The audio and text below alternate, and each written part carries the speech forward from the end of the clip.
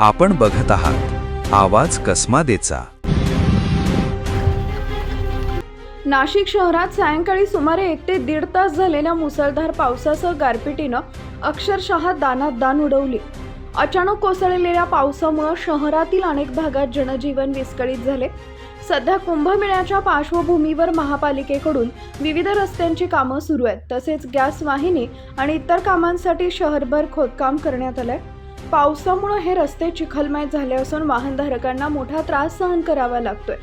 अनेक सखल भागांमध्ये पाणी साचल्यानं परिस्थिती अधिकच बिकट झाली। प्रमुख चौक आणि रस्त्यांवर ठिकठिकाणी मोठ्या प्रमाणात वाहतूक कोंडी झाली।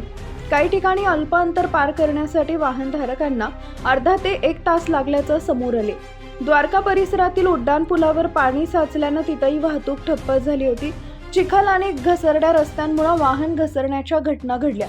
ड्रीम सिटी आणि तपोवन चौफुलीजवळ ऑइल सांडल्यानं परिस्थिती आणखी गंभीर झाली।